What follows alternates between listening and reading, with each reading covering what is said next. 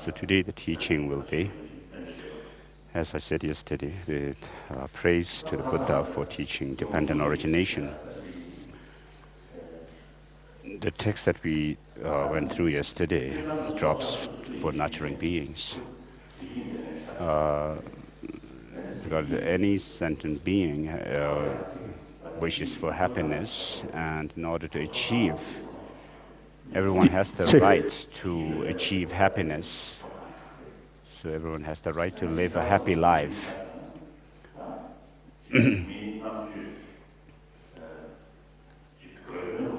And as humans, we should use the purpose of having this human intelligence is to solve problems in life and to achieve happiness.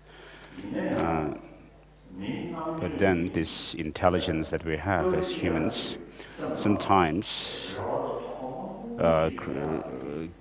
gives lots of hopes and fears within us.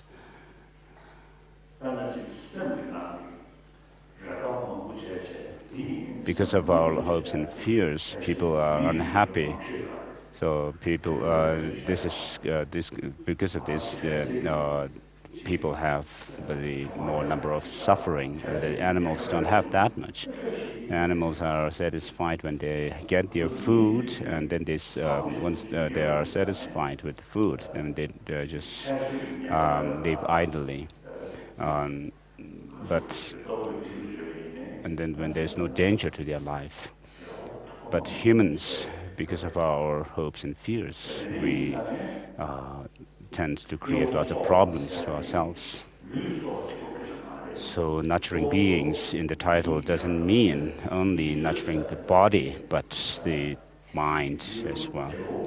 So healing or nurturing the mind means having a very peaceful mind, happy mind.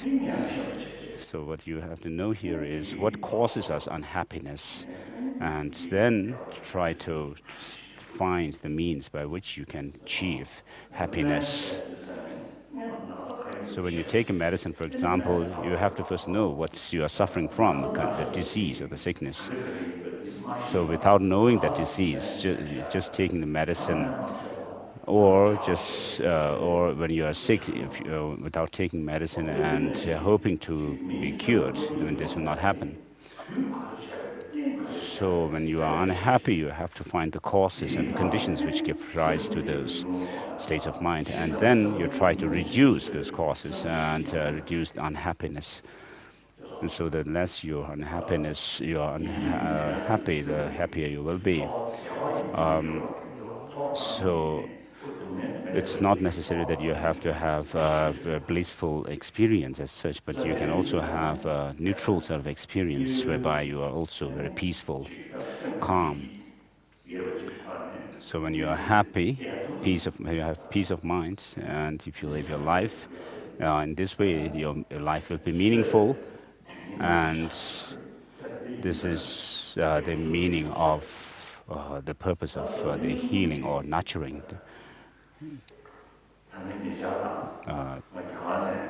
So recently when I was going from India to England, so perhaps it was in that plane from India to England, there was a passenger on the plane, a lady, and she showed me a picture of her son and a daughter. And she told me that this boy, her son, was very unhappy, helpless. She said the boy was helpless, feeling helpless and without any friends. So she asked me to pray for him. I told her it's not going to help merely by praying for him. So the reason why he feels lonely and helpless is he should have self-confidence.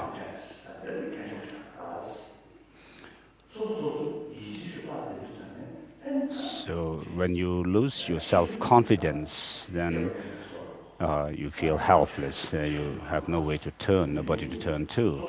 And put your hope in. So you should have self-confidence. You should have self-confidence, I thought. So what the main reason for that, main method for having self-confidence is to be honest, not to be critical, not to be hypocritical, doing something in front and saying something in front and doing something else at the back of others. So you have to be very honest, truthful, and just. And then you will be self-confident. So if you are rather hypocritical, then you would somehow be concerned and worried.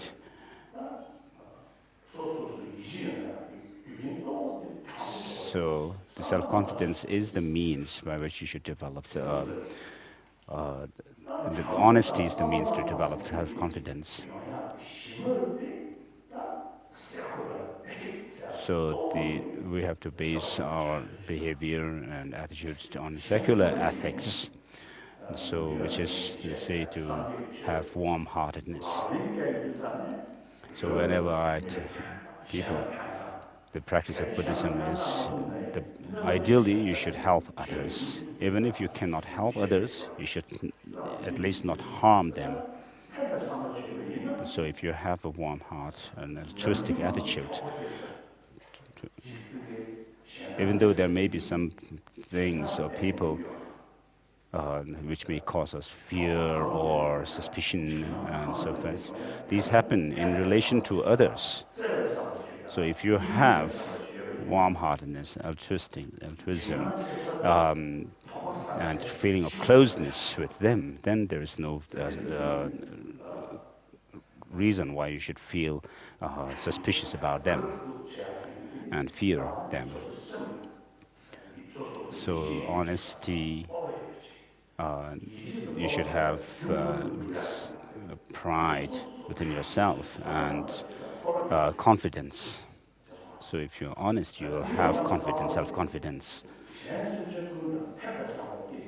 So the root of this is to think of helping others. Of course, it will not happen automatically to us, but you have to put effort and direct your mind towards that, because we have this intelligence, and therefore you have to see what is the advantage of being altruistic and what is the disadvantage of being selfish. And so this is not something that the animals have. Shantideva says all happiness in the world comes from helping others, thinking of wishing helping others, wishing to help others, and all suffering come because of selfish motive. And therefore, warm-heartedness, to think of benefiting others, you have to have the confidence that this is the source of our happiness. So when you harm others, it is actually with selfish motive that you want some happiness or something good. But if you think carefully, if you you'll know that if you harm others, you'll have the negative consequences. You'll suffer them. Then you will have more enemies. Then you would have to suspect them. So whatever others do to you, from your side, if you think of helping others, then you will not regret. And without any regret, then you will have confidence within yourself, to yourself. So you can be transparent, you can be honest. So in the authoritarian societies like China, totalitarian system like China, and they always tell a lie wherever they go. At all times they tell a lie. Many years ago,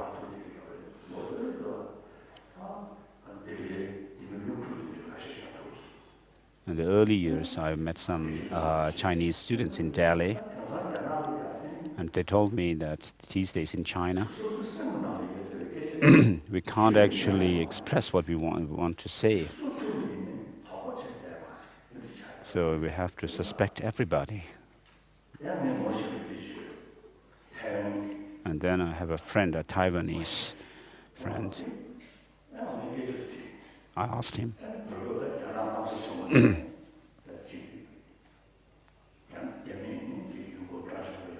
So there may be tourists, there are tourists from the mainland China coming to Taiwan, and also business people coming to Taiwan. And so what do they feel? What is their impression of Taiwan? And the friend told me that these people from the mainland China, when they have spent some time in Taiwan, they tell me that they don't have to fear anybody in this country. And so this is really good. They feel very happy.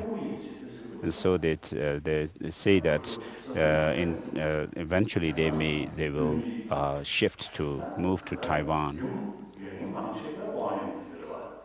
So most of the people who have wealth in China are people who are in the Politburo members, like the leaders and who have authority. So people who are poor cannot really become wealthy. So many of these rich people send their money to foreign countries. So what this shows is that China is not so stable for them in the future, in the long run. Therefore, they send their money outside. So it is very important in human society to have honesty, to be honest. So that corruption and also the bullying, the higher ones bullying with the people with authority and so forth, bullying the poorer ones is really sad.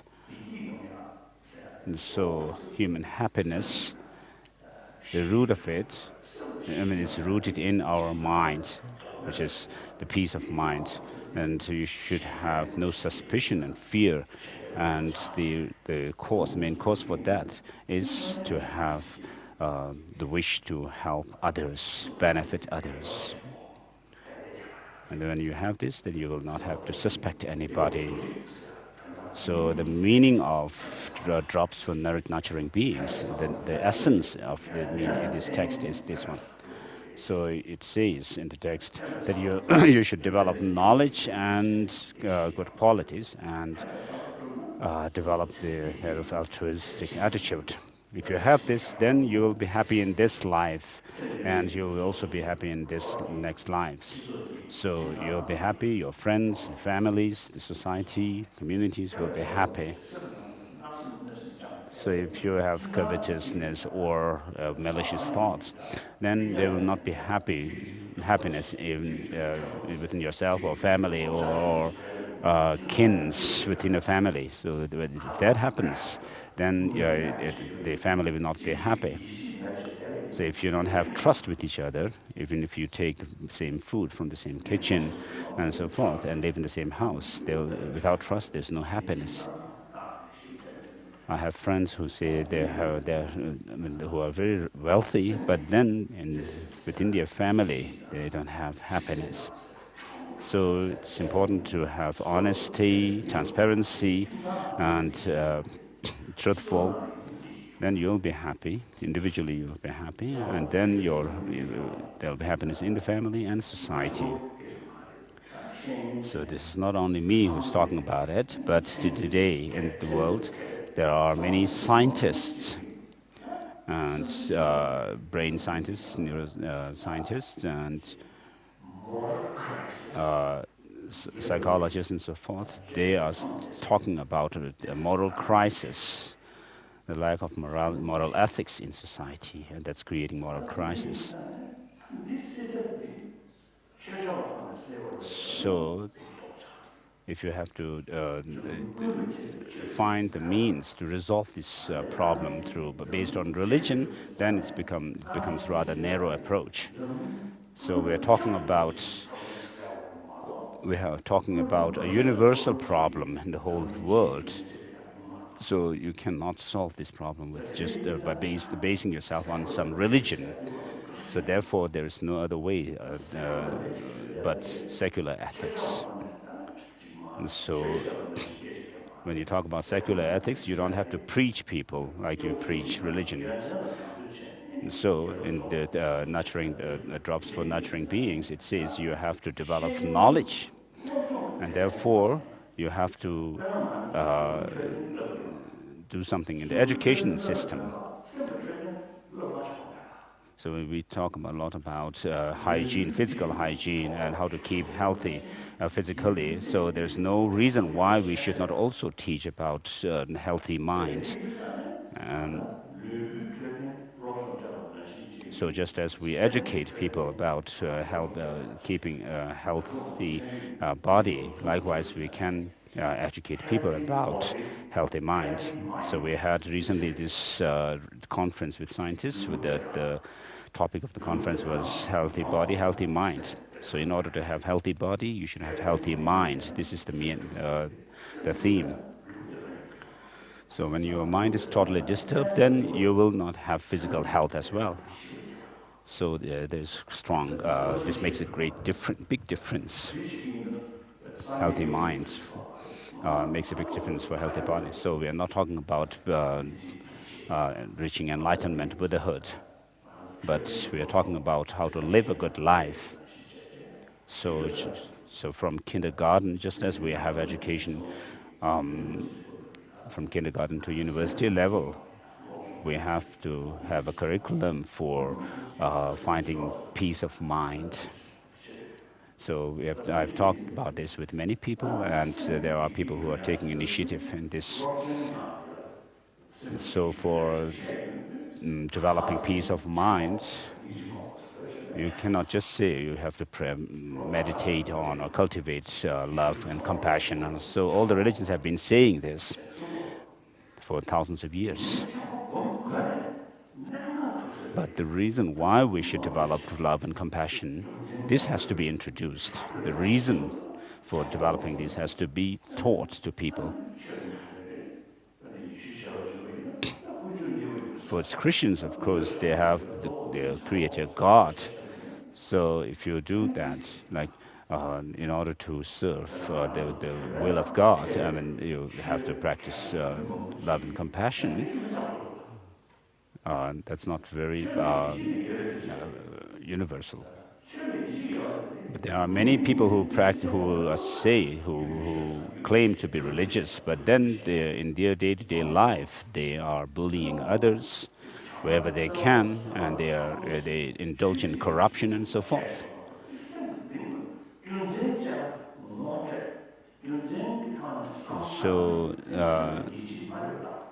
So what this shows is that you have not used reasoning to practice love and compassion, but just left it at some kind of superficial level, what is said in the religion. And I've said to some Indians that in their families, in their homes, they pray to Ganesh or Saraswati and Shiva, Brahma, and so forth. And so every morning they make offerings of flowers and lamp, and then sing praises. But then many of them who do these things in the morning at home indulge in corruption. They indulge in this practice of dishonesty. So I jokingly tell them that when you perhaps those who are indulging those who are corrupted, I tell them that maybe when you in the morning when you say your prayers, you may be praying to your God in order to have success in your corruption. So how can this happen? Because God that you believe in is the essence of God is love and compassion. So it's going to happen for the peace of mind cannot just happen by praying and doing some religious practice, but you have to use reasoning. So this is what the Nalanda tradition of Buddhism does. If you look at Shantideva's Bodhisattva Charya Avatara, of course, the the different treatises say that such and such things are said by the Buddha, but then they base on the explanations on their reasoning and logic. So when I go to Delhi or some other places in Delhi and meet Indian, so I have discussed about starting a curriculum for secular ethics to develop, to cultivate love and compassion. So first of all, you have to know, I tell them, the workings of the mind, the whole structure of the mind, like a map of mind. What kind of different states of mind there are, the primary mind, mental factors, and then the conceptual mind and the sensory consciousness and so forth. So these are actually found in our classical texts. So this is where we study about the science of mind. And we can also find these things in Brahmanavartika. So we have to have, first of all, have a map of minds, I usually tell them. So if we have to go from here to, from India to America, then we have to know the route. We have to have the map of the route. And then similarly, if you go on pilgrimage, you have to have a map that you can use to go to the different places, from one place to the next. So the goal is to have a society which is full of love and compassion, a loving and compassionate society. So in order to achieve that goal, we have to know the means by which we can lead ourselves to that. Therefore, you have to have the map of mind. For academics, this becomes an academic study. So you have to have this map of mind. And then the various mental factors and the different emotions, conceptual thoughts, and sort of how they work. So for example, anger is brought about by unhappiness. And how to overcome that, you have to know. So we are not talking about some kind of what we should adopt and religious idea about what we should discard and what we should adopt. So these are taught in the Brahmanavartika. And so in Tibetan Buddhism, we talk about the various degrees of subtlety of mind. And then in the tantric text also, we have the states of mind at sleep, dream, waking state, and deep sleep, and so forth. So these can be used as subjects of research. So recently I was in Austria and meeting with some scientists. So it's easy to check about the sensory perceptions, but then if you wish to check about mental consciousness, then perhaps it will be good to use the dream state mind, because at that stage the sensory perceptions are no more working, and therefore the brain parts which are related to sensory perceptions may be not working at the time. And therefore, during dream state, only the mind's mental state is there. So if you can check what changes are happening when someone is dreaming in the brain, what changes are happening.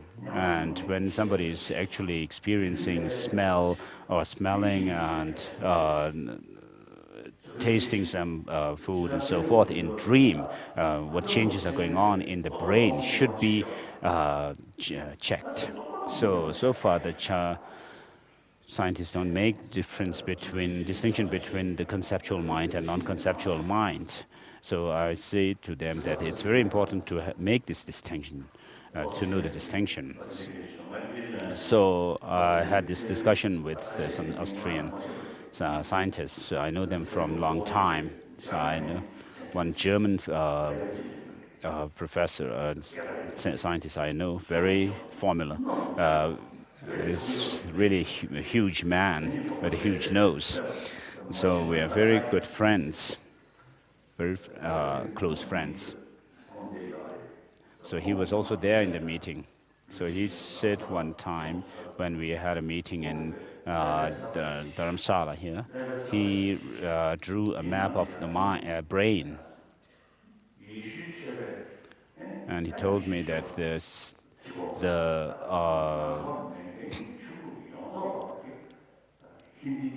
Christians, and of course it's not just the Christians, but also all the Hindus. In the Sanskrit or Hindi, they use the term Atma.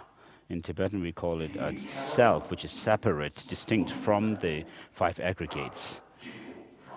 So in other words, which has the characteristic of being permanent, unchanging, unitary, and autonomous.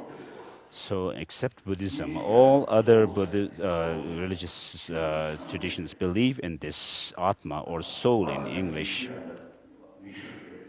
So this scientist, the German scientist, who brought this map of brain, he said, when the brain works, all the different parts of the brain work together.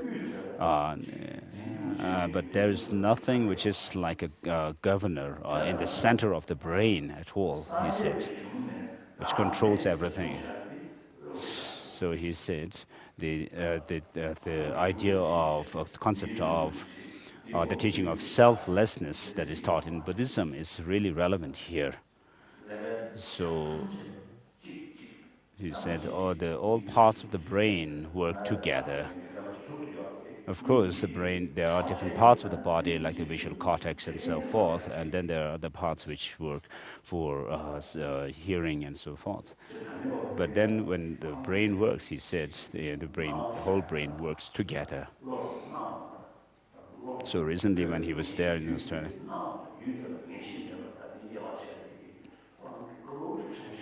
so he made the distinction between what appeals to your mind and how someone can bring up an ascertainment of a thing. So he said we are still not able to make a decisive conclusion here, but we have to develop it further and further, do more research on it.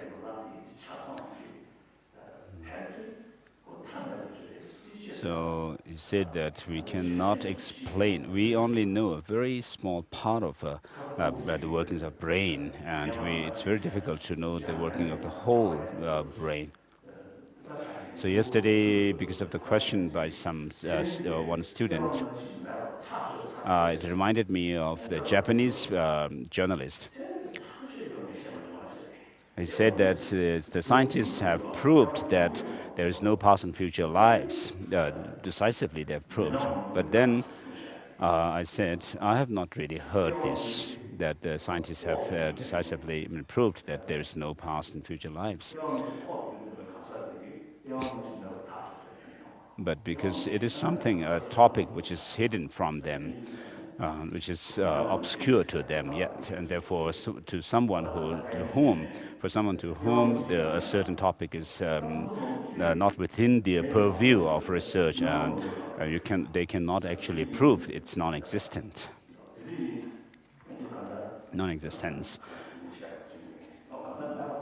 So it's very difficult for the scientists to decide that there is no past and future lives. As I said yesterday, I know very famous, renowned scientists in the world, scientists who are renowned in the world, who are rather unbiased, impartial. They don't, until they find 100% certainty about something through their experiment and research, they don't make any decisions. But then there are some scientists who make decisions rather arbitrarily sometimes, without really having the complete full knowledge. I was once in Russia. I met some Russian scientists, and there were some journalists also. Then I also explained about the sensory perceptions and also sixth mind, or the mental consciousness. So those scientists scientists, the Russian scientists said there's no such thing as sixth mind. So what they were thinking was, they were thinking that when I said sixth mind, it meant soul. So they were brought up under the communist regime. When you put on the eyes of the horse,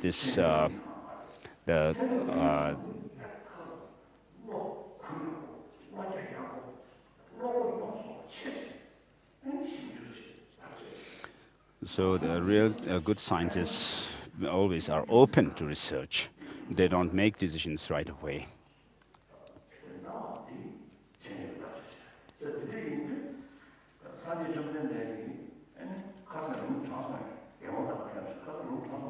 No. So yesterday, His Holiness quoted the Buddha's verse, "O monks and scholars, just as the gold is tested by rubbing, cutting, and burning, you should test my teaching and not accept it out of your devotion to me." So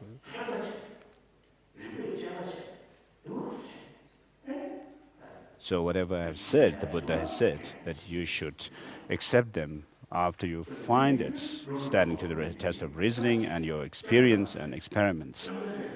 And if something that I've said is not in accordance with reasoning and experience, then you should reject them. So even masters like Nagarjuna and so forth have done this, taken this quotation, that saying from the Buddha, literally, and have checked and examined the Buddha's teaching. And if something is not standing up to the test of reasoning, they rejected them, and they actually interpreted them as being interpretable. So I get up in the morning around 3 o'clock, and then until around 7 or 8, I do lots of analysis in my mind. So even though I am a Buddhist, I don't accept the Mount Meru. So it is said in the text that the shadow of Mount Meru is something that we experience, but then while we are said to be experiencing this shadow of it, where the shadow comes from, the object itself is not seen, and that's very difficult to accept. So otherwise, you would be just torturing yourself by accepting something which doesn't test to the test of reasoning. So in Tibetan, there is a saying that do not argue with geshe-las, and do not bang your hand against a pillar.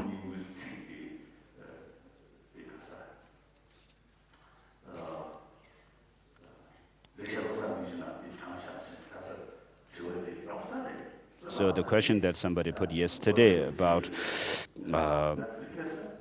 what I had said in the opening the eye of wisdom, I'm not accepting that now as being a reason to prove past life as such. Of course, there are imprints from the past life because of which people have all kinds of experiences in this life.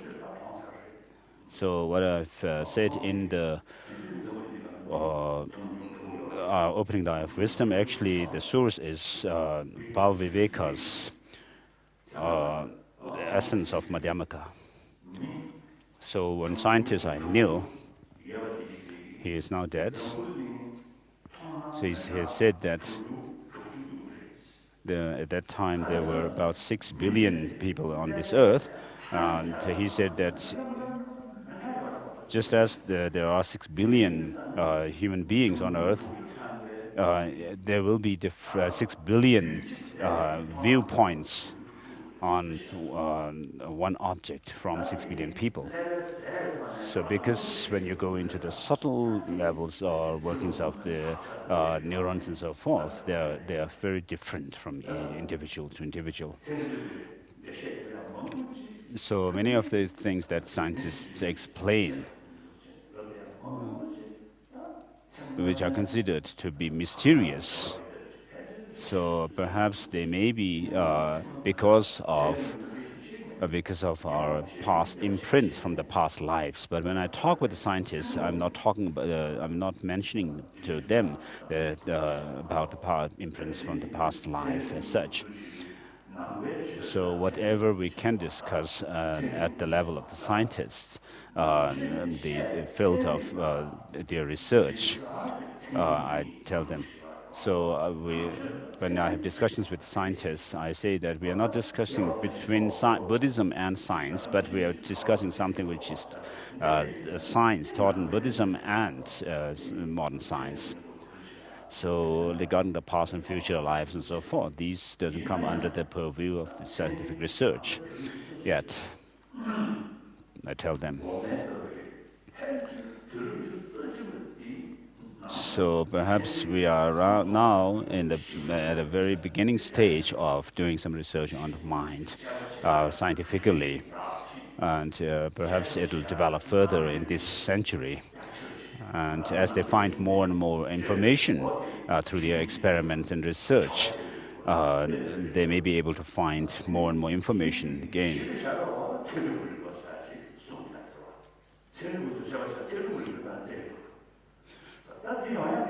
So in Buddhism, there are 4 different reasonings or principles, such as the principle of reality or nature, and principle of functioning, and principle of logical reasoning. So the scientists are actually using the 3rd one, the principle of logical reasoning. So we have to base our explanations on the teaching of the Buddha, and the explication of the teaching of the Buddha should be based on the writings of Nalanda masters. Of course, it's if you can't actually study them, it's your problem. But if you can, it really helps to open up your mind, your vision. So when I give people presents of Buddha's picture of a Buddha or the picture of the 17 Nalanda masters, I explain to them from a Buddhist point of view. Of course, these great beings are objects of reverence. But from generally speaking, I tell them that Buddha was a great philosopher and great thinker of India. And he bases his teachings on reasoning. Mainly, he emphasizes on reasoning, and therefore he was an ancient Indian scientist as well. I tell them, we can call him. And Nagarjuna was a great professor of Nalanda University. He was a great educated thinker. So he never based himself on blind faith, but always tested the teachings of the Buddha. And so, as I said, I talked about having moral principle, and the root of that, the source of that is warm-heartedness. And if you act morally, then you will be at advantage. You will have profit. And if you do act immorally, you'll suffer. So whoever we are, if we live a very moral and a principled life, then you'll be able to live a very happy life, a good life. Otherwise, not. If you live an immoral life, there's no way you can actually live a very good life. So even if you think about one life, it's important to live it morally.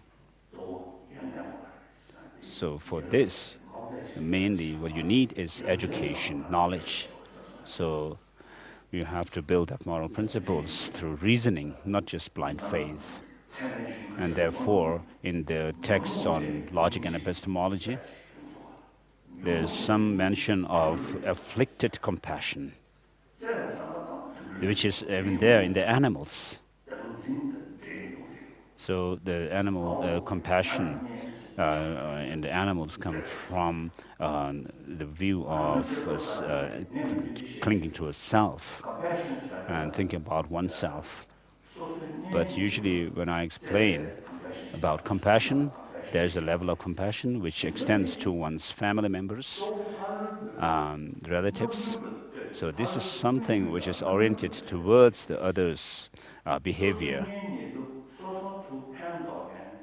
So when you have someone who actually you find them to be helpful to you, doing good, something nice to you, then you have love and compassion to them.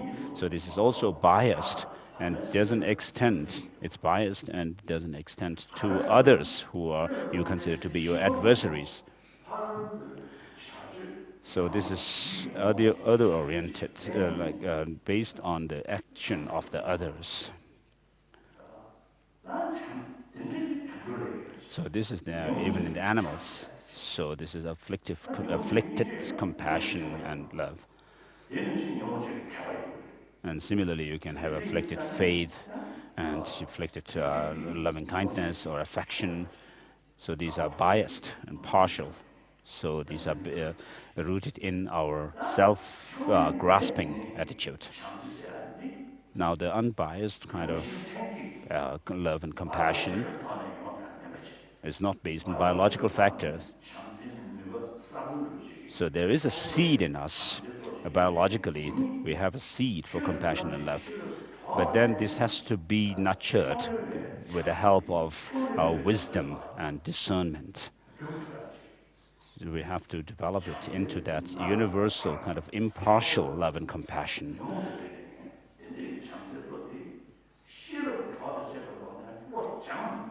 So this comes through training your mind, and you will be able to develop by using your reasoning this kind of impartial love and compassion. So this doesn't depend on how others react to you or what others do to you as such. So although somebody may be doing something maybe doing something to try to harm you or something, but then because everyone, like yourself, doesn't want suffering but wants happiness, and therefore you can extend this kind of impartial love to them as well who try to harm you. So this kind of love and compassion is very advantageous in the long run as well. And so this can be done not by animals but humans alone. So of course we can talk about deities, non-gods and spirits and so forth, but those are different cases. So the partial love and compassion is oriented towards the other's behavior to you, whereas the universal one is not so. So whether you are religious or not doesn't matter. You can develop this kind of impartial universal love and compassion. So we talk about world peace. How do we actually bring it about?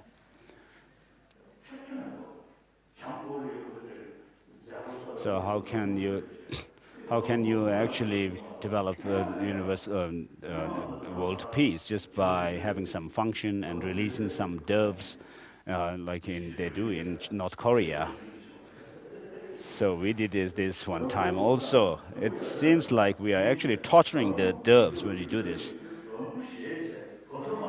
So when you release these doves amongst a big crowd, I mean, they are actually so anxious that they can't fly. And so one time this was done in a function, and one of the doves actually landed on my shoulder.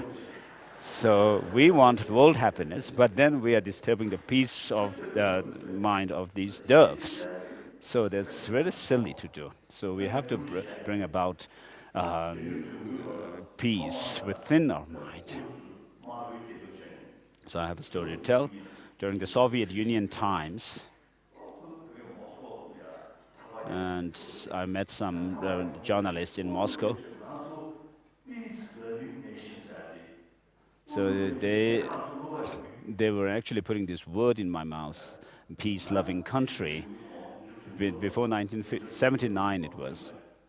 I had visited other Western countries, and I knew by then of many things. And none of the Western countries were not preparing to actually launch a war against the Soviet Union. But the Soviet Union was actually preparing to have a war against the other countries. So the journalists tried to put this word in my mouth, peace-loving country. He wanted me to say that the Soviet Union was a peace-loving country. He tried so many times to put this word in my mouth, but I never uttered that. And so he became angry. So if he became angry, it's his problem. And I was going to come back to India. So if we talk about, it will not help just by talking about peace in the world, even if we may say it hundreds of times. So what we have to do is develop love and compassion. If you have this, then nobody will dislike it. So if you have love and compassion, you will not react brutally when someone says something against your opinion. So in China, they talk about really punishing very gravely when somebody does something that they consider to be negative. So they use very brutal languages, harsh languages. And so they are, of course, they are objects of our compassion, if you really think carefully. And they also tell lies a lot. They want to present themselves to be really nice in front of others, but then they tell lots of lies. So they have to actually hide. So it's like the cats doing a poo-poo somewhere and then covering it with earth. They have to hide their lies and so forth. So we have to build world peace by building up love and compassion. Maybe this is not related to what I want to say now, but it doesn't matter. Now, in 1935 I was born, and at that time in China, China was already China had suffered the Japanese invasion, and then around 1938 or so forth, 1939. Then there was the World War, Second World War, and then around 45, in 1945, the two atom bombs were used on Japan. So one atom bomb killed hundreds of thousands of people. So once I visited a museum of the atomic bomb in Hiroshima or somewhere. So there was a clock, a wristwatch. So it had stopped at 10 o'clock. So the clock, the watch got burned completely and stopped working. At that time, it was 10 o'clock, then when the bomb was thrown. And then there were many needles which had already melted and bundled together. So it's really amazing. And I also met some victims, survivors of the Second World War atom bomb. So it was really sad. And then later on, after the Second World War, there was the Korean War, then Vietnamese War happened. And then in the beginning of, since the beginning of this 21st century, there was the Iraq War, and then in Afghanistan. And then you have this talk about terrorism. So it's almost the whole of my life I saw all these terrible things happening in the world, violence. So the 20th century was a century of great prosperity in science and development in science and technology and education. But then these advancements have been directed or diverted towards destruction, building up destructive weapons. So September 11 incident in New York, 2 aeroplanes were used as weapons, so to destroy 2 buildings. So while there has been technology and science advancement in them, but our human intelligence also have really developed so much. I mean, people used passenger aeroplanes, commercial aeroplanes, which are full of with fuel.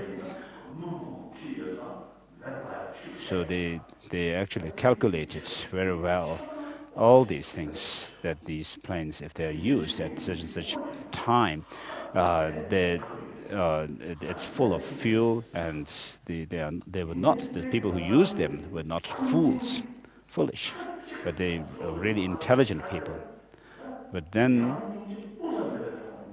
what they did was, without having any kind of compassion towards anybody, they were angry at America and the American doings in Iran, Iraq, and Afghanistan, and so forth. And so, but then what they actually did was destroy 2 buildings, and many people also died. They couldn't think about those harming so many people. So I usually say that the 20th century is a century of great advancements in science and technology, but then it has become a century of bloodshed, warfare. And some historians say that in the 20th century, there 200 million people were killed through war and battles. So having done that, if there had been, if we had been able to bring about a peaceful world by doing all these violent things, then of course it's maybe justified, but this is not the case. So in the 20th century, people have resorted to using weapons when there was some trouble. Immediately using weapons. So I usually say that this century, the 21st century, has to be, we have to make it this century a peaceful century, non-violent century. Of course, there will be problems, but then we should not use force to overcome the problems.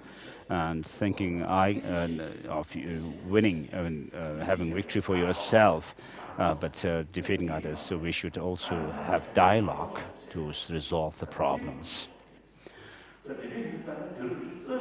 So this 21st century should be a century of dialogue. I usually tell this. Many people like this idea. So this is something, if we put effort, this is something we can actually achieve. So to achieve this goal, we need it is rooted in thinking of benefiting others.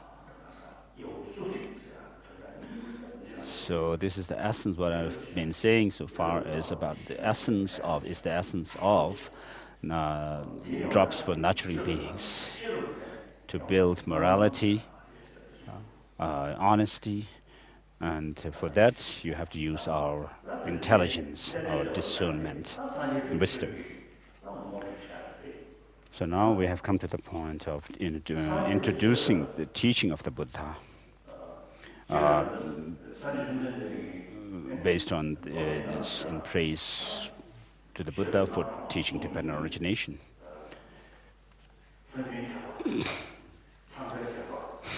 So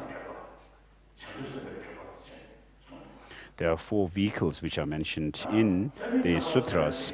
The vehicle of the humans and gods, the vehicle of Brahma, the vehicle of Shravakas and Pratyeka Buddhas, and the vehicle of Bodhisattvas. So most of the religious traditions in the world come under the first category.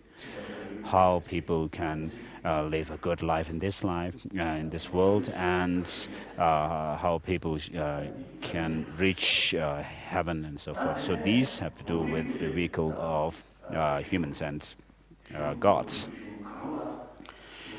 And then the Brahma vehicle is about the tradition of the Hindu, where they have teachings on the practice of shamatha and vipassana. And then the Shravaka and Pratyeka Buddhayanas have to do with those who wish to reach enlightenment or nirvana for their own sake. And then the fourth vehicle, the Bodhisattva vehicle, or the Bodhisattva Yana, is to do with basing oneself on the altruistic intention to help all other sentient beings and doing the practice of the six perfections. So within this, there are the Sutra and Tantra traditions or systems. So this is like a summary, the summation of the whole of the religious traditions from which the Buddha has done. So with regards to the teaching of the Buddha, which teaches selflessness, the Buddha first gave teaching on the Four Noble Truths, which shows that suffering comes from causes. So in order to overcome it, you have to resort to the means by which it is overcome. The Buddha said, the great sages, the mighty sages, do not wash away the sins of sentient beings, and they do not take away the sins, the suffering of sentient beings. So the suffering which have come, which are caused by the karma and afflictive emotions. And the Buddhas do not transpose their own realizations into others. So this is not the way Buddhas can help sentient beings to reach liberation. So there's no way Buddhas can gift it to them, the sentient beings. Buddhas cannot give the nirvana or liberation or cessation, true cessation, and the path that leads to cessation that are within themselves into others' mind. But how do Buddhas help sentient beings is by showing the path, which in the beginning he himself learned by reading texts and also by listening to others' teachings. And this is not so stable knowledge. Your knowledge that you gain by reading some book or by listening to others' teaching, it's not so stable. But then what you have to use is your reflection. So as I mentioned earlier, the four principles of the reasoning of nature and the logical arguments and so forth. So you have to use reasoning. The inferential cognitions that you develop through reasoning finally has to reach intuitive knowledge. So what scientists do is they check what is obvious to the sensory perceptions, and then they try to infer things which are beyond the senses. In Buddhism, we use our experience. So this shows that we are actually using our own experience, the intuition. So by using our reasoning, logic, and when you gain some certitude about some points, that is what we call inferential cognition. So in school, you study different texts, the different subjects, and then the teachers, of course, teach you, and you read your book, And then that knowledge that you have gained is just knowledge gained through hearing or studying. But then you read more books and you try to gain certitude about the different points of the subjects. And that is when you gain some certitude about them, when you find, oh, this is this should be this, and through reasoning, then you use your reflection or contemplation.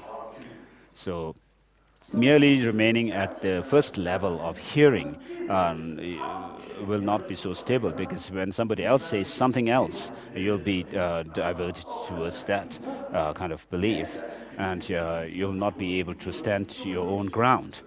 Whereas if you use reflection, reasoning, and then gain certitude, then you will not be swayed by others' reasonings, because you are sure that this is this way.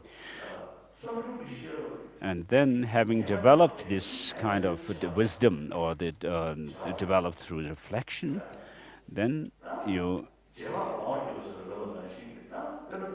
have the inferential cognition. So, for example, if I think about emptiness, first I hear teaching on emptiness, and then I think about it, to reflect on it, the teachings. So I'm not being audacious here, but I began to take interest in emptiness around the time when I was about 16 or something. Amongst my assistants in debate, there was Ngutu Sonyi, who was a Mongolian scholar, really good scholar. So between him and me, we had some agreement. After the Lhasa,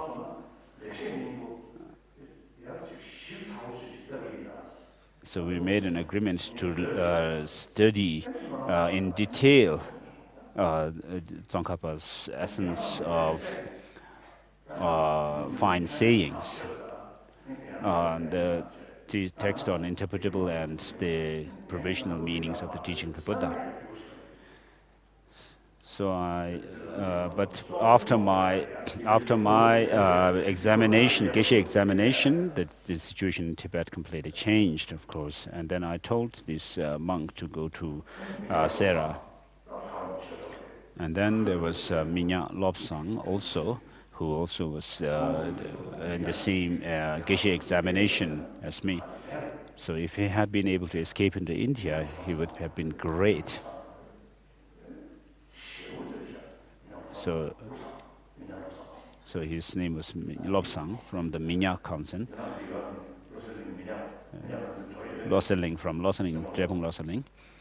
Is there anyone from Loseling Minya Kansen? So Setapa was the Dhamma protector of this Kansen at the Drepung Loseling. And so Daya Rinpoche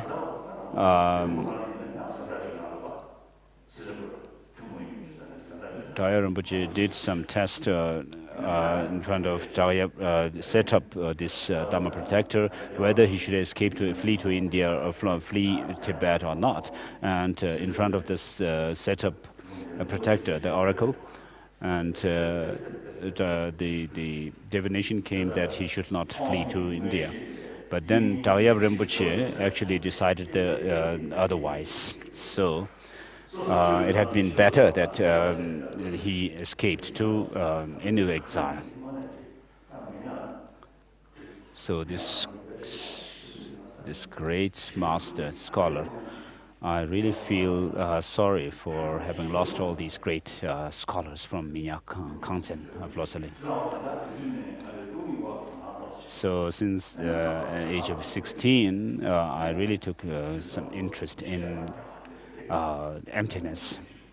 And then at the age of 24, I reached India in exile. And then around the late 20s and 30s, I really reflected on emptiness. So perhaps I can presume that I can kind of say that I may have realized the gross level of the personal selflessness. But then with regard to the subtle one, I think that I may be tending towards the insight into the subtle selflessness of persons.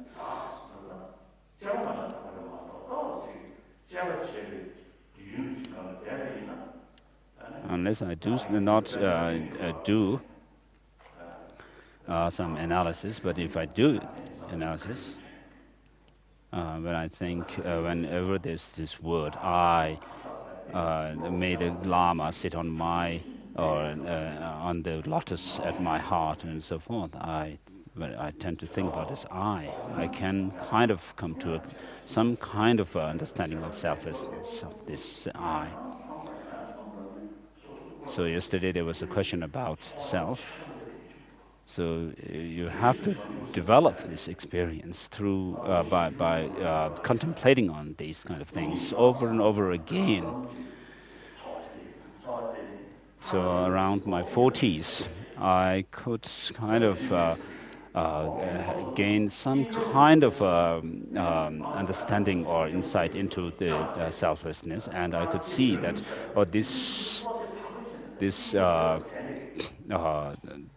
through this understanding and insight into emptiness, one would be able to reach nirvana.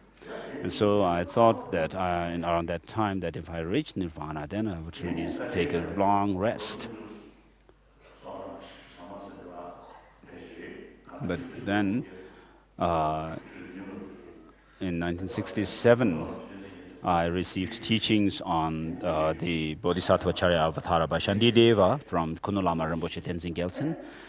And this, after this teaching, then I could really make feel some change in my mind about bodhicitta. And then I could actually feel the courage to develop it and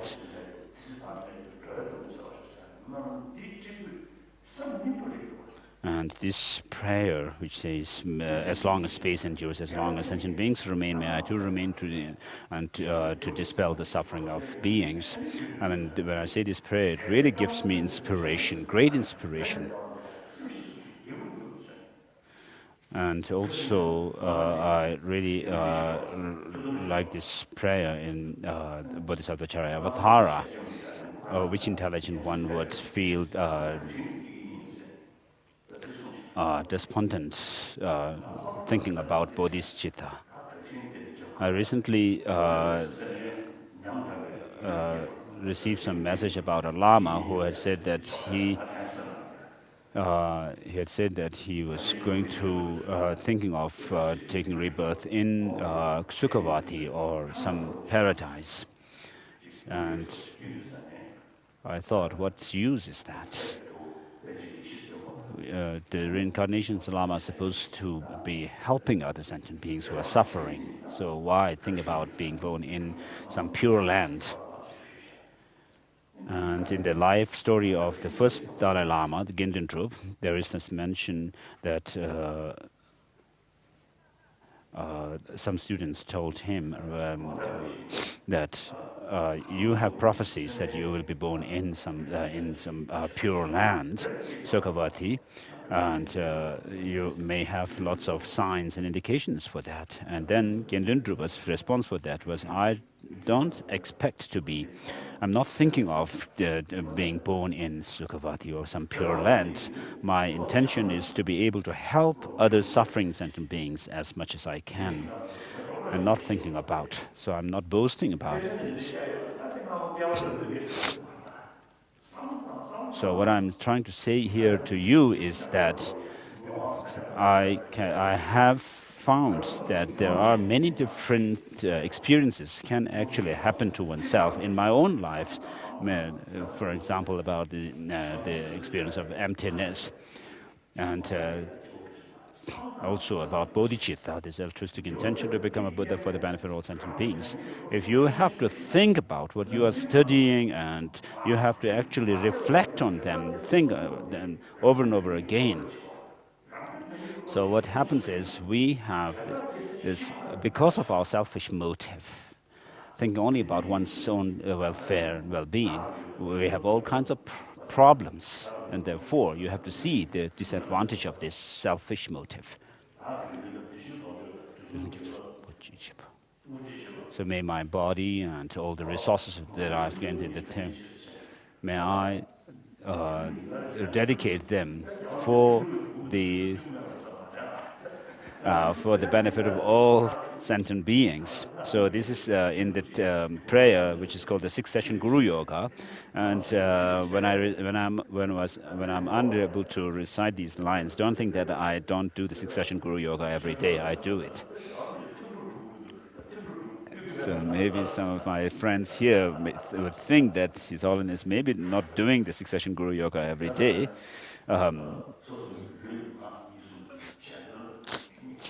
So your body, speech, and mind are dedicated for the well-being of others. So this helps to build your courage, determination to help others. And so with this, it helps to be transparent, to be truthful. So if you really could give thought to what you study, you can build experience, of course. Meditation, regarding meditation, I do not have, so I can actually make excuse that I have no time to meditate. Otherwise, I would be in trouble. I have a friend, American, so for the last 30 or 40 years, he has been meditating. And some years ago, he does deity yoga practice, and he said that he's able to stay on one focus single-pointedly for 3 hours or so, without distraction. So when he actually focuses his mind on one point in the body, he could also experience the dissolution processes of the earth, water, fire, and wind energies dissolving one into the other. So he has this kind of experience, as it is mentioned in the Samaja Tantra. And Je Rinpoche's Rimwa Denzog and Rimwa Saturn and all these commentaries on the 5 stages of the Gwe Samaja completion stage make these experiences rather fresh if you read them.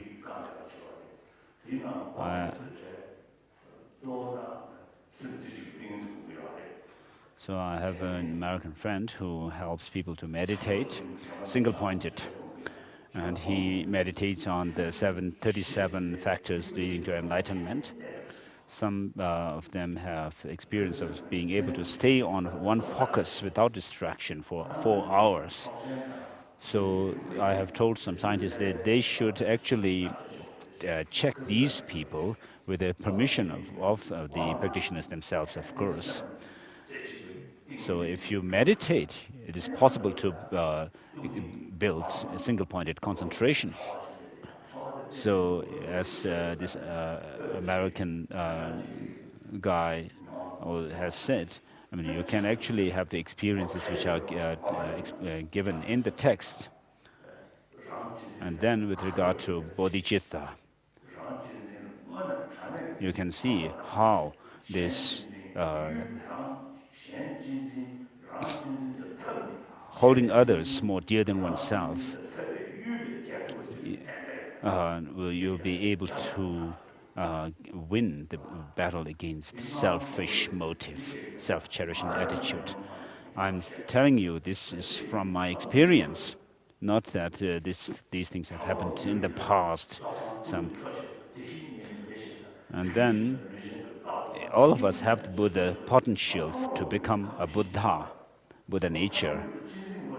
And we also have this self-cherishing attitude. So we have to develop this cherishing others further and further.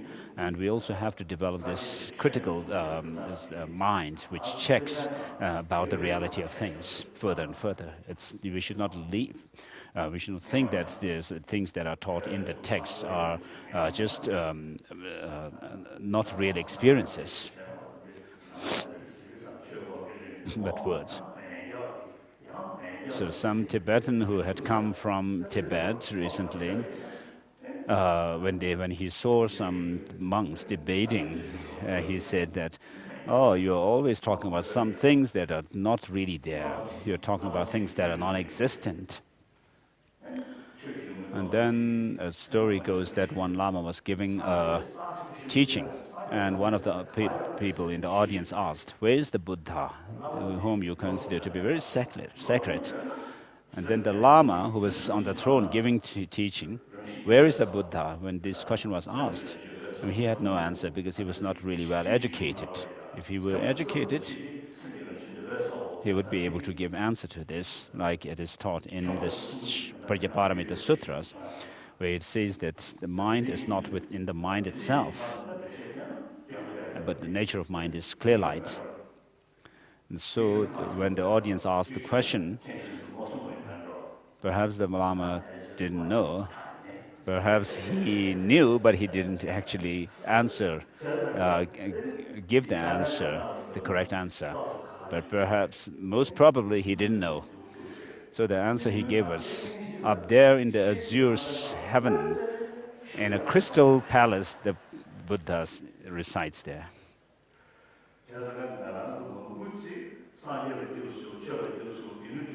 So many of us actually pray, "I take refuge in the Buddha, Dharma, and Sangha," but we don't really know the meaning. One time I went to Jispa. We had to pass this Rotangla, this high mountain pass, and then we took a rest in a village. I think Sisur or something. And then I met the villagers there. I told them, "We are all Buddhists, aren't we?" They said, "Yes." I said, "What is Buddhism?" They said, "Taking refuge in Buddha, Dharma, and Sangha." I said, "Yes, that's right. But then what is the Buddha?" They said they didn't know. In that case, is the Buddha and Brahma, Shiva, are they all same? They said, "Yes." This shows lack of knowledge, their ignorance. But they have faith. Although they have faith, they don't actually study about what the Buddha is, who the Buddha is, what the Dharma is, and so forth. Although there are monks, even though there may be monks in some villages, those monks actually do this all kinds of rituals and not try to explain to other people.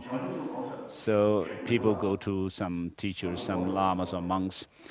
We have these texts for more divination, throwing dice or something, and the texts themselves don't mention about, according to the number of the dice, the holes and the dice, there's no mention of meditating on love, compassion, emptiness, and so forth, but the lamas talk about doing all kinds of prayers to overcome this and that spirit and so forth. So what I was saying earlier was the Four Noble Truths. So there's a two set of causality. One is the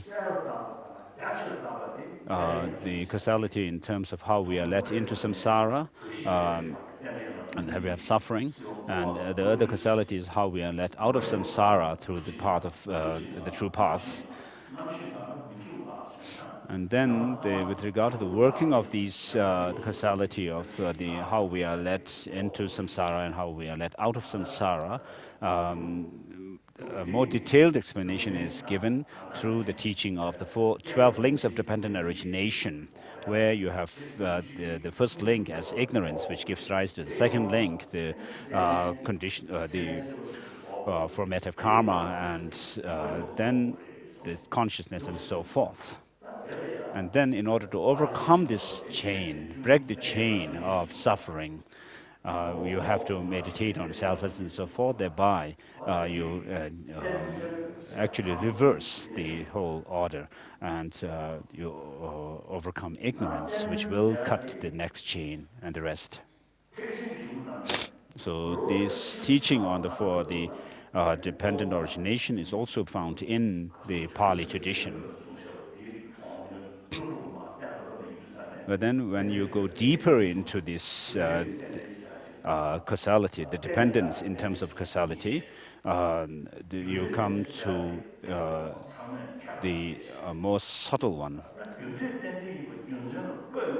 So using this as the reasoning, the causality, dependence of causality, then you come to the conclusion that things are only dependent, relative to each other, and therefore nothing can be posited without relation to others. So the dependence by designation is the final point where everything comes down to. And Buddha has said, what comes through conditions, whatever comes through conditions, there is no birth in it. Nature of birth is not there in it. And whoever understands this conditionality is heedful. And Master Nagarjuna also says, what is dependent is said to be empty, and that itself is said to be designated.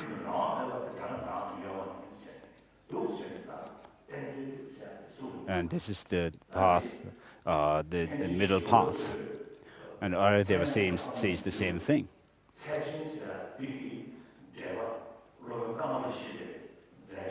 And then Chandarakshita has written the Tatu Samgraha, and to this Kamalashila has written a commentary. But he says, by understanding the dependent origination, one actually engages in the practices which lead to a higher rebirth. And then understanding the dependence in terms of designation, one develops the understanding of how things are only dependent, and therefore one can overcome the ignorance about the reality of things and lead oneself to liberation. So by thinking about and reflecting on and practicing, doing practices based on understanding of law of causality, you create the causes for higher rebirth. Whereas by thinking about and studying and thinking, reflecting on and meditating on the dependence in terms of how things are only related, merely designated, then it helps to go out of samsara, reaching nirvana, and with the help of bodhicitta, that understanding itself can lead you to omniscient state of Buddhahood. So if you are asked what Buddhism is about, you can answer by saying that Buddhism teaches, as its philosophical view, there is dependent origination, and then as its ethical practice, it teaches the practice of non-violence. So this non-violence, practice of non-violence is based on the understanding of dependent nature of things. So it's not just that because if you harm others, then it will hurt the Buddha. Not like that, but because by harming others, you will have the negative consequences from that, and therefore, because you don't want suffering, and therefore you should harm others, and you should avoid harming others.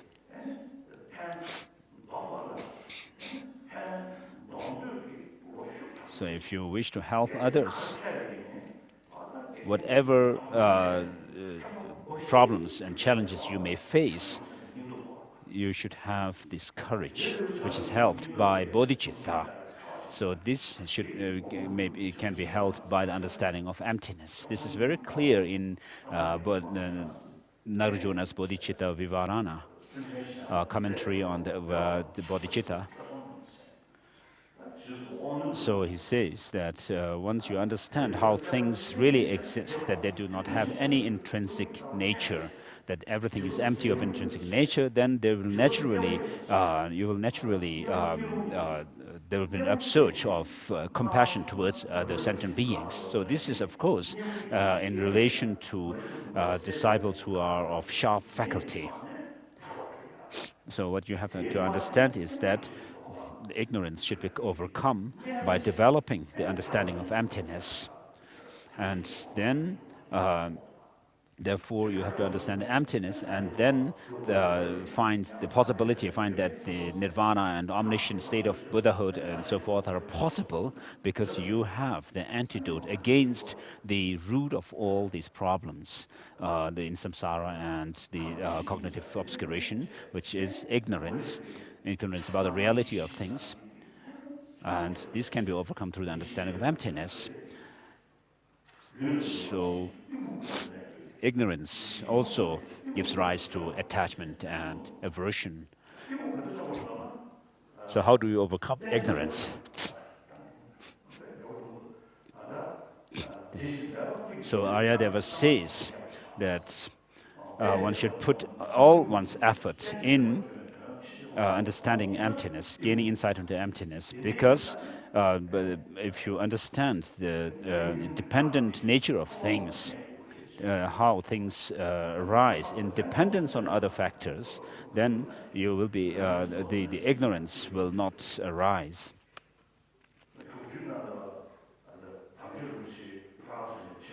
In the 60s, one Lama, Bamje Rinpoche, went to France. And at that time, when he was going to, before he went to France, I had met him, and he told me later that in the 60s, he told me that I had told him that to teach the Lam Rim from the end, from the insight part, beginning with the insight part. So it seems I was quite intelligent even at those times. So His Holiness quoting from Shandarakshita's Tattva Samgraha, where he talks about how the followers within amongst the Buddha's teachings, there are two different kinds of followers, one with sharp intelligence, one with dull intelligence. Those with sharp intelligence first find out the reality of the teaching, the truth about the teaching of the Buddha through reasoning, and try to understand emptiness, and then develop bodhicitta based on the understanding of emptiness, and then go forward in their path, whereas those with dull faculty do otherwise. They first develop bodhicitta and then try to develop the understanding of emptiness and then progress on the path.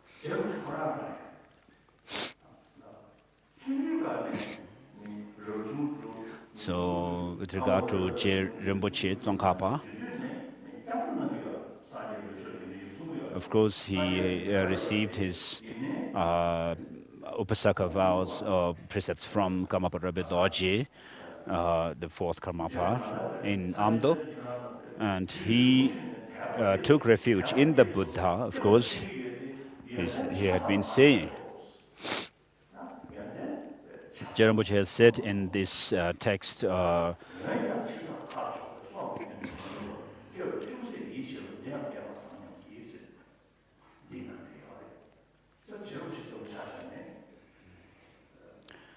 that until he really understood the deeper meaning of independent origination, emptiness, he had not seen the qualities of the Buddha.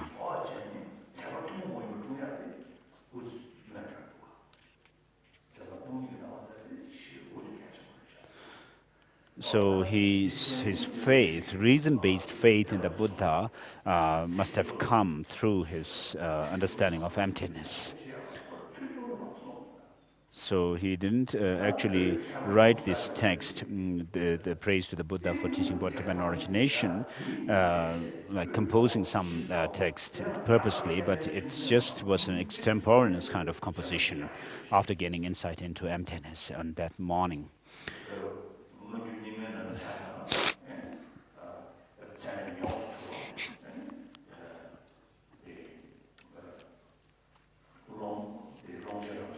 So in the Nyingma tradition, we have the Nyingma master Longchen Rabjamba. His writings are marvelous, but then when it comes to teaching on the suchness or the reality of how things arise through dependence, it's not so elaborate and not so clear. And similarly, with regard to Sakya Pandita and other Sakya masters, there have been so many of them, so it's very difficult to find texts which written by them where you find very clear presentation of how things are dependently originated. But Tsongkhapa's texts are very, very unique in terms of this kind of explanation on the dependent origination of things. And Mipam Rinpoche has made a praise of Je Rinpoche, Tsongkhapa, and he has written a praise of Tsongkhapa based on his teaching on the teaching on dependent origination. So this shows how, of course, Mipam Rinpoche himself has some criticism of the Tsongkhapa, but then he also found great qualities in Tsongkhapa in terms of his teaching on dependent origination, and from the point of view of teaching this, he praised Tsongkhapa. So I have received the oral teaching on this text by Tsongkhapa. I received the oral teaching from Gen Ringzin Tempa, one of the Kinori masters from Kinor. So he had heard it from Kangsar Dorji Chang. I'm not very clear, but perhaps this homage to Manjushri Shri.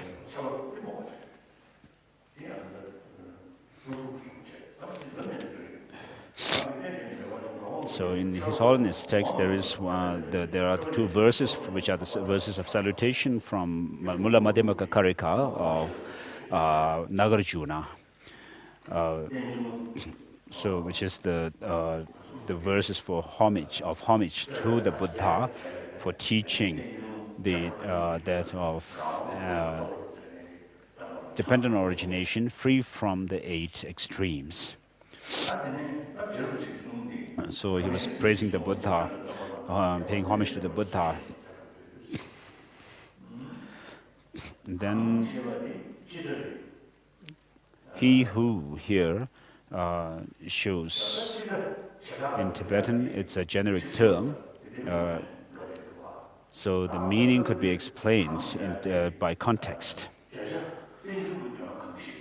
So here, what it says is that someone who has seen the meaning or that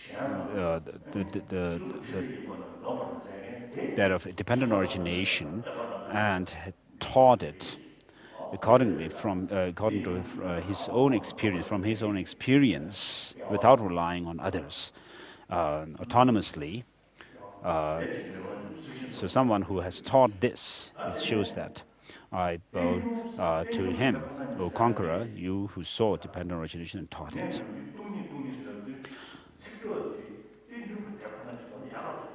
So I find the wording Tenjung with Tekwananyi means is better because the reality of dependent origination,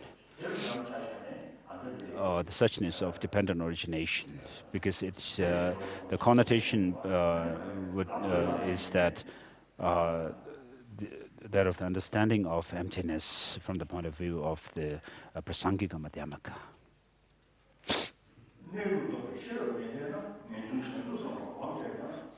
Rinpoche says that if you don't have the understanding of the real nature of things, even if you may train yourself in bodhicitta and renunciation, you will not be able to overcome, to cut the root of samsara.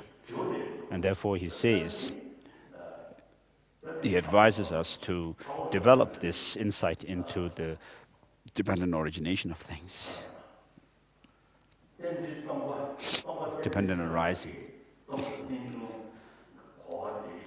So the understanding of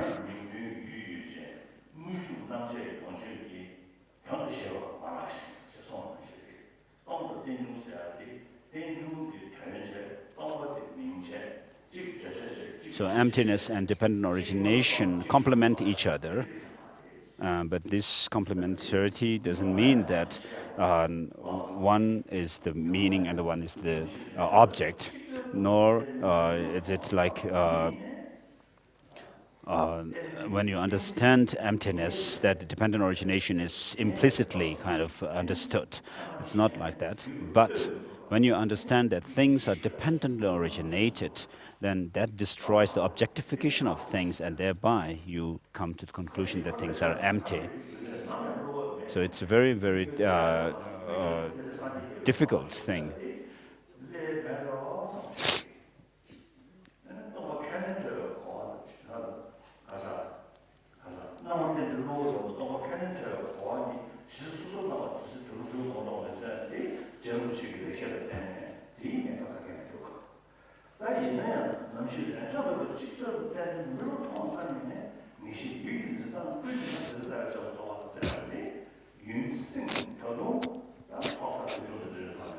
If I could push myself, it's very difficult to gain insight into what Rinpoche has said about without alternating between the dependent origination and the causality of things and emptiness. When one comes to when one sees the dependent origination, if one is able to gain the insight into emptiness, then one has actually completed the analysis into emptiness or dependent origination. So with regard to emptiness, Nagarjuna didn't write his book as a PhD kind of thesis when he wrote about emptiness. And Buddha also didn't teach form is empty, emptiness is form, form is not other than emptiness, emptiness is not other than form, without any meaning.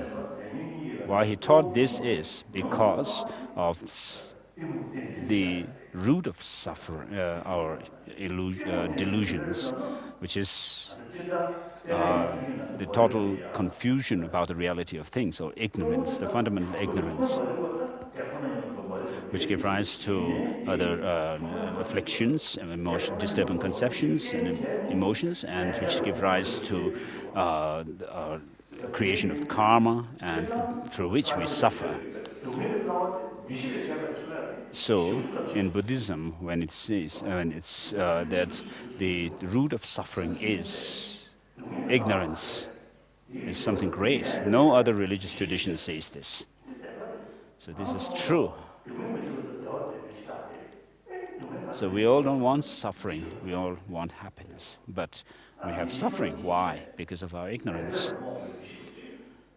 So with regard to ignorance, there's ignorance about law of causality, which is further rooted in the ignorance about the reality of things. So even if you understand the law of causality and you may be able to overcome ignorance about the law of causality, you are still left with the ignorance about the reality of things as they are. And therefore, if you are able to overcome the later ignorance, which is ignorance about the reality, then you will be able to overcome the ignorance about causality as well. So we are on verse number 3. So the reason why the Buddha is the knower supreme and teacher supreme, or unexcelled teacher and knower,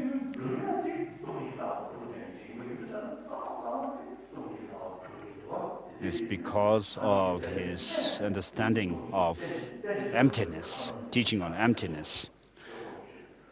Of course, in order to reach omniscient state of Buddhahood, you have to have bodhicitta, but this has to be helped by the understanding of emptiness. So what is the meaning of dependent origination is shown by verse number 5. Whatsoever depends on conditions, that is devoid of intrinsic existence. What excellent instruction can there be more amazing than this proclamation? So our suffering and happiness come from causes and conditions. Even animals are aware of this.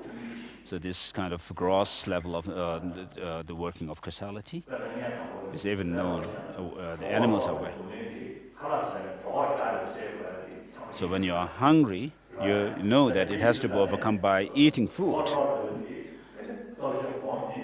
So you can't meditate on food in order to overcome hunger. And by making some prayer, you cannot get rid of it. Hunger.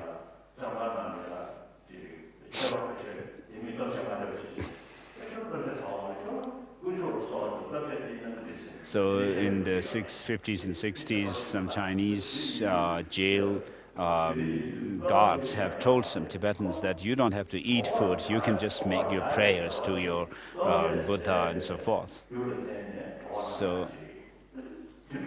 So this is something that even animals know. It's something that even animals know, that to overcome their hunger, they have to eat some food.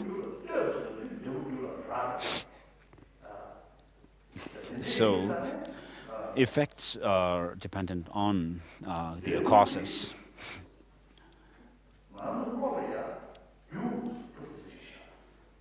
We make this distinction between cause and effect. And when we look at them, how do they appear to us? When we think about something as being, like if you have a fruit, you will say, oh, this is a result.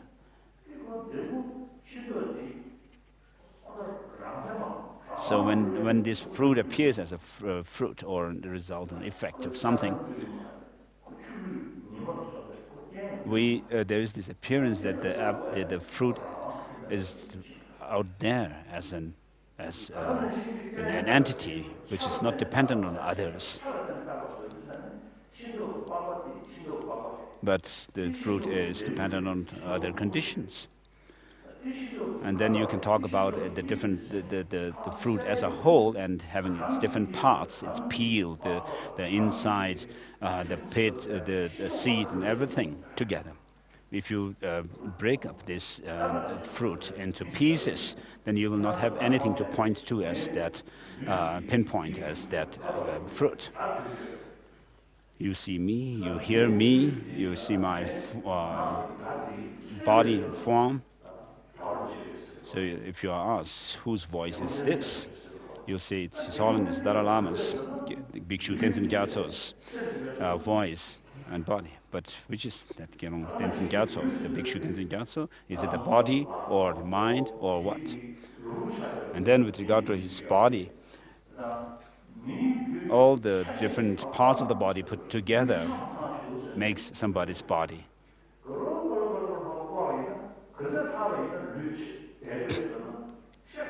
So if you take apart the limbs, the head, and then break these parts into smaller parts and so forth, you will not have anything that you can pinpoint as being the body of the person as such.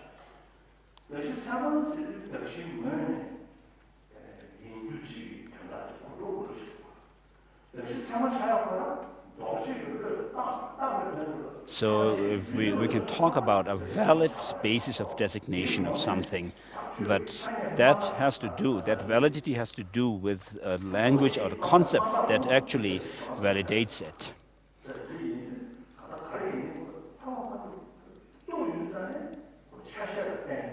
So things, the body is designated on the basis or on dependence upon many different parts of it.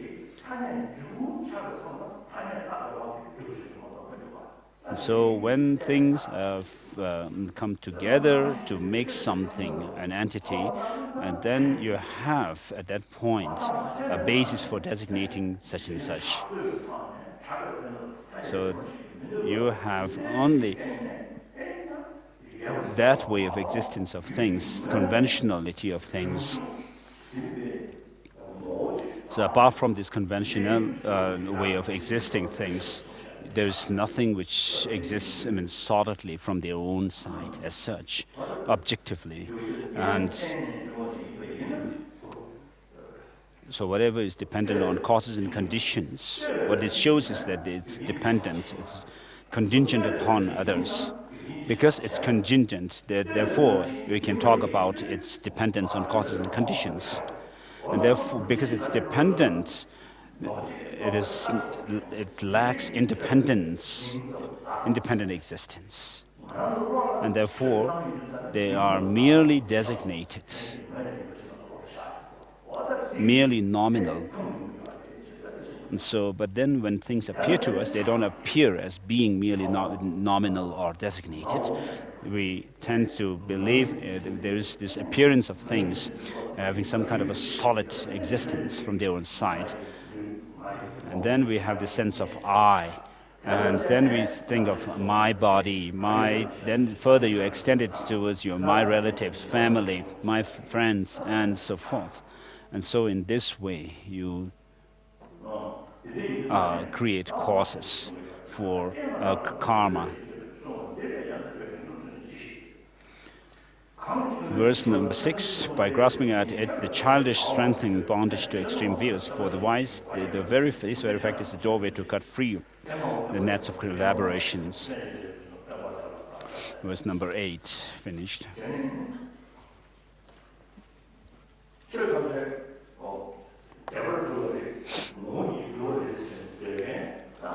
So there are philosophical systems, schools, which believe that things have true existence, objective existence.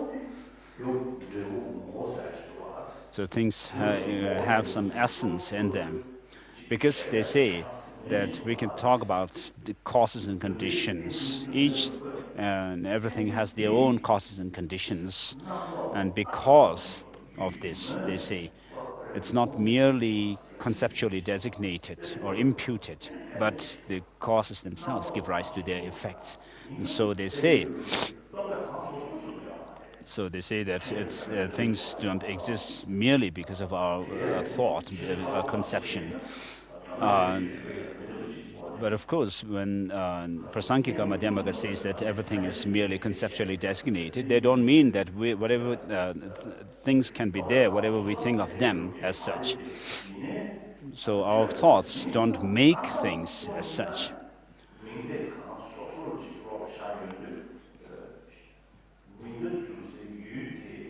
So because the lower schools of tenet understand what the Prasankikas say wrongly, they say that if things are merely imputed, then we could have anything by thinking about anything.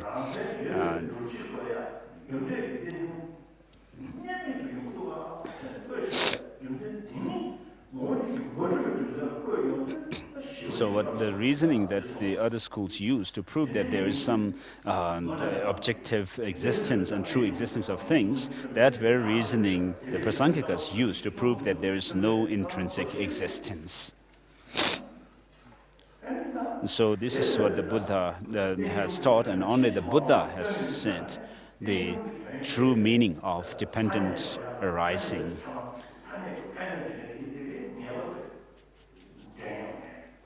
While things are empty of intrinsic nature, they are also dependent on other factors. So because they are dependent, they lack any intrinsic existence, and therefore, when you can say that they are like illusion.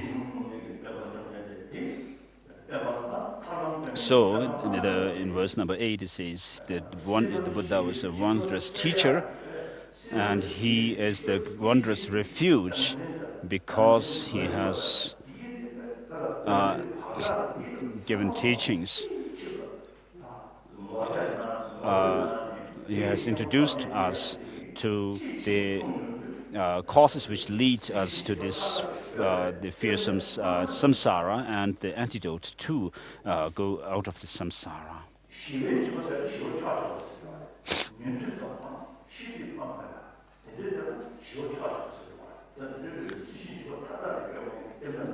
So he is the wondrous refuge because he leads us out of both the extreme of samsara and nirvana.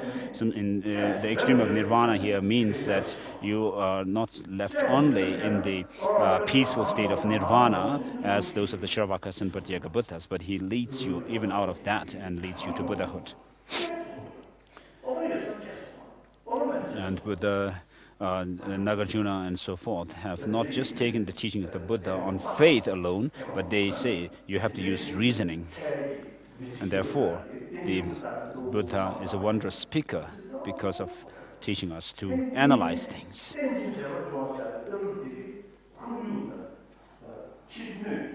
And the understanding of dependent arising or dependent origination, also through this understanding we can see that it's related to our own experience, the environment and others.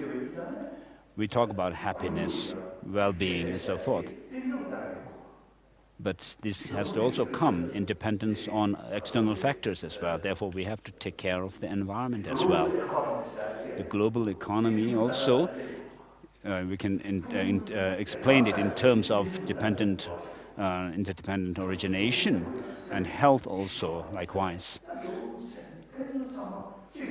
So everything is related, connected, and dependent on each other.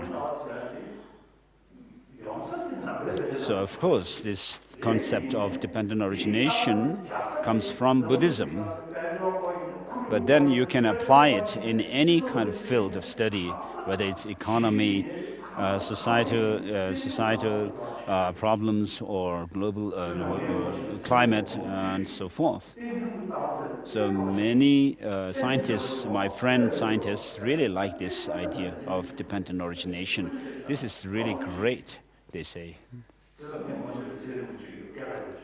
So one scientist, a very renowned one, I asked him, do you really use this term, dependent origination, in science? So he says it's not there, but it has actually come to be used in science.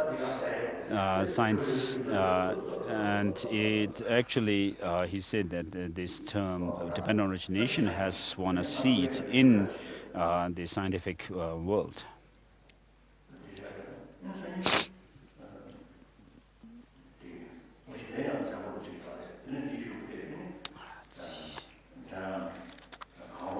So I have to meet some people there. And then tomorrow we'll have Manjushri blessing of Manjushri, orange Manjushri. So we'll, before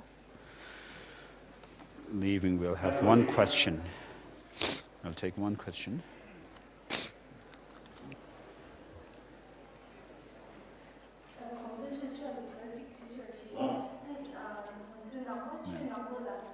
In Buddhism, we believe in three objects of refuge. But when we say the prayer of refuge, we say, I take refuge in the Lama also. There's a fourth refuge. What is the reason for that? So Buddha is someone who has overcome both the obscurations or defilements.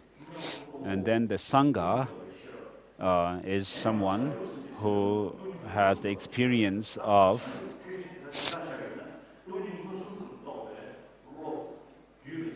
emptiness, direct emptiness, direct experience of emptiness.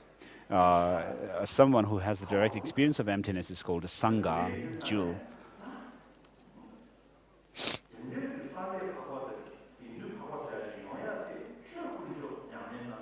So Buddha and Arya beings, the Sanghas, come through the practice of the Dharma. So for us also, this has to be the case. We have to become a Sangha and a Buddha finally by applying the teaching and practicing it. So you have to practice it before you are on the path of accumulation and then progressing on onwards from there. So in order for us to practice the Dharma and to study about it and to know the teachings, we have to have somebody to show us this.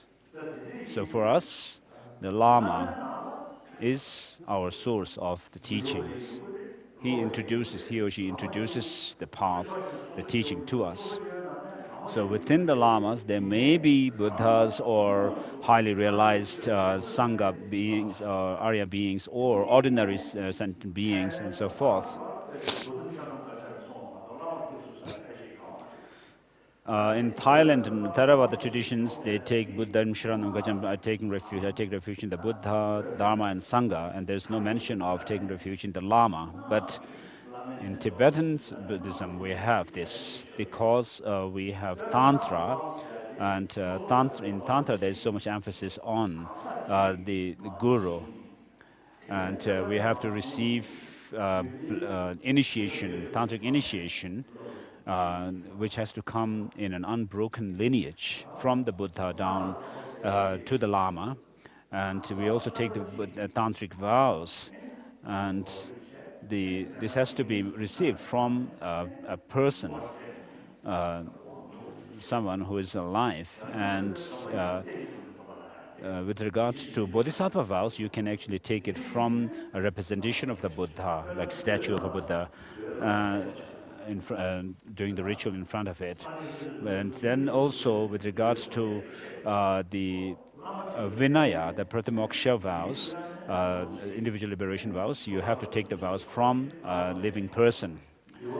And so in the Vinaya, there are many different qualifications of a Lama, such as being the Upadaya, or the master of the precepts, and so forth.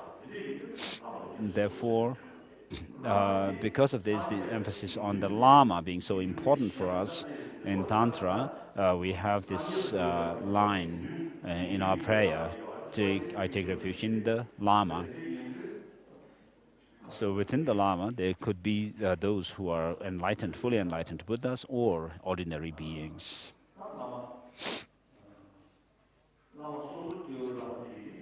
So with regard to the ordinary Lamas, they are not Buddha, they are not, nor are they Sangha. But which category do we put him? Supposing myself, I am really a Lama, but I'm not a Buddha nor a Sangha, a true Sangha. So I am a human being, so I cannot be the Dharma.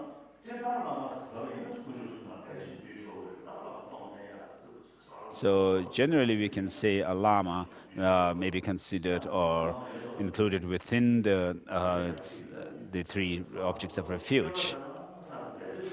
But Lamas like myself, who still aspire to become a Sangha and Buddha and so forth.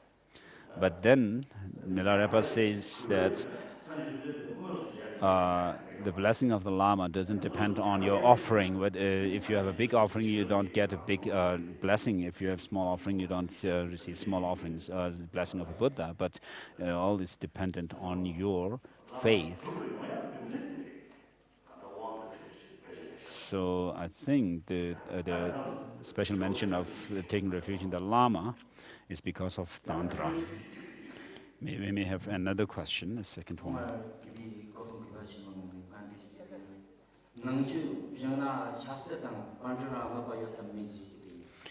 If you study Buddhism, will it harm your economy and politics? Of course, if you don't know Buddhism well, then there could be harm to economy and politics. But then if you know Buddhism well, it will not be of harm to them. For example, if you take some vegetable which is not well cooked, then you may have diarrhea. But if you cook it well, you will not have. So with regard to politics, of course, there are so many people who are corrupt amongst the politicians. So this is because of lack of moral principles within those individuals.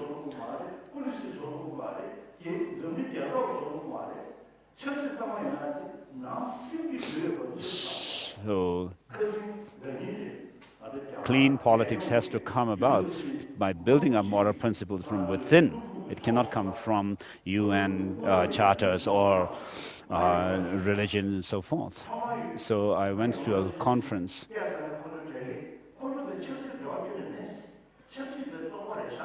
So I was invited by people who say they are not involved in politics. They told me, I told them they are wrong. They are Indians. You have to clean up politics in India. And it's your responsibility, I told them. In order to clean up politics, you have to involve yourself in politics and not otherwise. Otherwise, you cannot do that. So in economics also, there are so many people who are really hypocritic and corrupt. People who are greedy and have big mouth, they seem to win the election. And so, of course, not all, but most of them have selfish motives. So this is because of lack of moral principles that are taught in the religions. So religion helps to individuals as well as having clean politics, good economics, and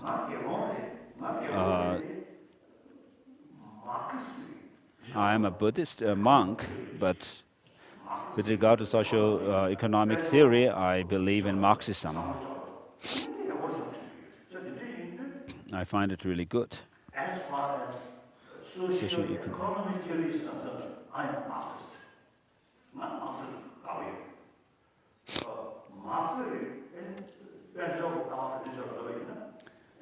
So with regard to economics, what Marxism actually fights for the rights and privileges of the people who are downtrodden.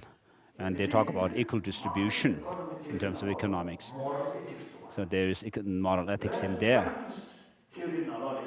In capitalist theory, on the other hand, you only think about making profit. They don't talk about equal distribution at all. And the rich ones get richer and richer, where during the times of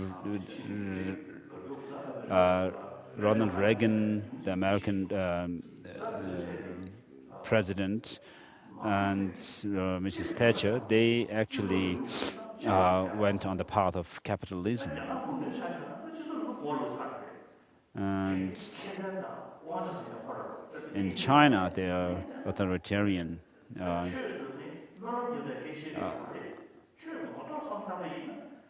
They have gone on the capitalist path. So it's important for a peaceful world and a happy world to have inculcate the messages that are found in the different religious traditions. Yesterday I mentioned about white politics, the white, red, and mixed color politics. So black refers to these kind of dirty politics. So these people to use their power in order to abuse others. So this is because of their being unable to tame their mind.